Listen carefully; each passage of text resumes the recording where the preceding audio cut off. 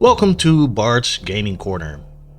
For almost a decade now, the isometric RPG genre is in the middle of somewhat of a renaissance. Or somewhat? Probably a big renaissance. And the fun won't end anytime soon with releases like the current Black Geyser, Couriers of Darkness, Baldur's Gate 3 later this year, or even the indie apocalyptic RPG Broken Roads later on. The isometric RPG genre is one of my favorite genres. I played and replayed both Baldur's Gate 1 and 2 dozens of times, I think. And for instance Icewind Dale 1 and 2 a number of times as well. Maybe on a later date I will make a video about the complete history of isometric RPGs, but in a nutshell it went like this. In the late 90s, both the original Fallout and Baldur's Gate took the gaming world by storm. The RPG genre in general was in somewhat of a slump at that time, but it was these games and the instant classic Final Fantasy VII that lighted a fire under the genre. For a period of about 5 years, the overall genre was dominated by mostly Black Isle titles. And in about 2002 or 2003, this all stopped. Temple of Elemental Evil from Troika Games in 2003, available on GOG.com, was one of the last titles to come out. It is understandable the genre was dead for about a decade in that period. In that period, 3D graphics took a giant leap and you had excellent titles like Elder Scrolls Morrowind or Oblivion, the Mass Effect series and Star Wars Knights of the Old Republic. The German game Drakensang, based on the pen and paper Die Schwarze Auge or Dark Eyes games, took a stab at combining 3D graphics with a party-based Baldur's Gate-like RPG. It was an enjoyable game, although suffering from some really mediocre voice acting when playing in English. And you can say that Dragon Age Origins, at least in some gameplay and story elements, had a kind of isometric kind of vibe. But for all intents and purposes, for about a decade the genre was as dead as a doornail. This all changed in 2014 and 2015. In my opinion, it was 3 games that were responsible for this. Wasteland 2, Divinity Original Sin 1, and Pillars of Eternity. All 3 games that were backed by Kickstarter campaigns, by the way.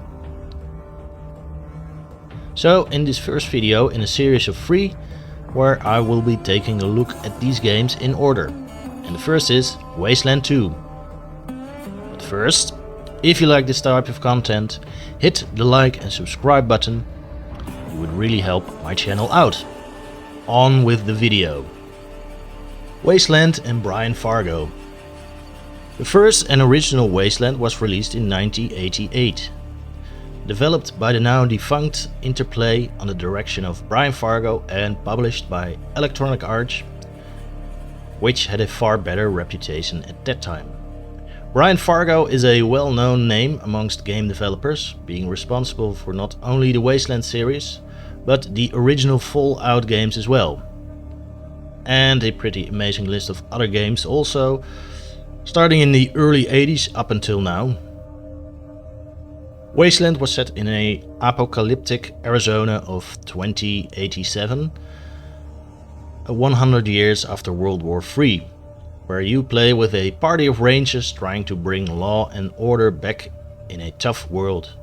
While the graphics and game engine was obviously copied from earlier RPGs like Barts, Wasteland featured some new original gameplay elements, such as the consequences of your actions remaining in the game.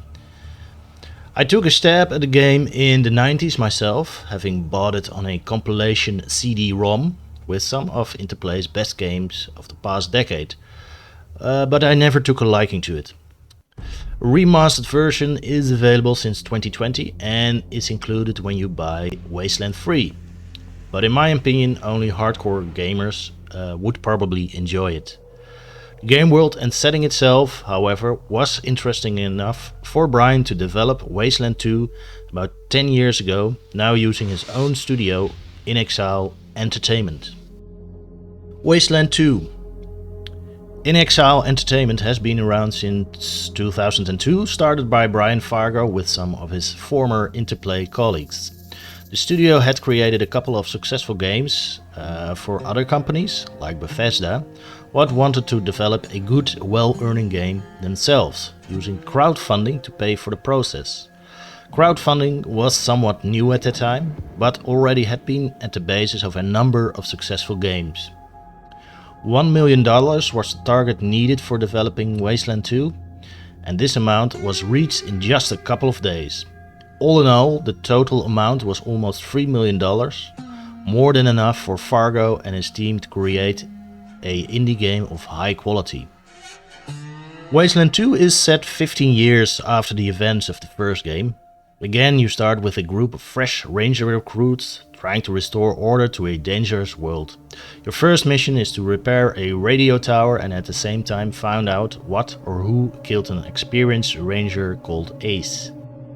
In the process, you uncover a conspiracy by some old enemies to snuff out the rangers. Next to the main quest, there are numerous interesting side quests, which gave Wasteland a lot of flavor and a lot of body. The graphics, even back in 2014, didn't blow me away, but they do the trick. Strongest points are in gameplay and writing. The game features a lot of tactical, turn-based combat, akin to the XCOM and Shadowrun games, and Wasteland 2 does this very well. Combat is fun, entertaining, and most of the time doesn't feel like a chore. Exception being some of the random encounters when you have developed your party. You will come across the same low-level bands of thugs or monsters so many times it starts to become a waste of ammo. Luckily, if you have some skill in outdoors, scouting, you can choose to avoid these fights. The writing is of a high level as well, in both the dialogue and story in general. I highly recommend playing the director's cut version, where almost every piece of dialogue is voice acted, amongst some other improvements in gameplay and user interface. A special mention goes to the soundtrack, which was composed by Mark Morgan of Fallout fame. So overall, both tone and setting are quite similar to Fallout. Wasteland 2, however, does have its own unique flavor, so to say.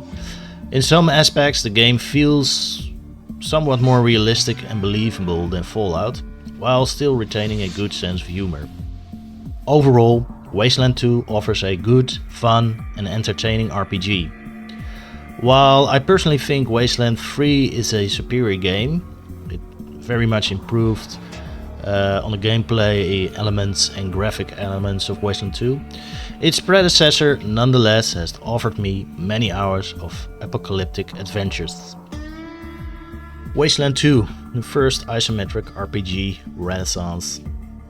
Now, why do I consider Wasteland 2 one of the groundbreakers of the Isometric RPG Renaissance, as I like to call it? First, let's take a look at the numbers. The game overall got positive reviews. It holds an aggregate score of 80.7% on Game Rankings and an average score of 80 out of 100 on Metacritic. In the first year, about 350,000 copies were sold, and in 2016 the revenue was more than $12 million. Pretty impressive numbers for what amounts for an indie game. Next to that, Wasteland 2 took elements from the original isometric period in gameplay, graphics and storytelling and combined this with modern means to create a game with its own unique feel. All of the above set a nice precedent.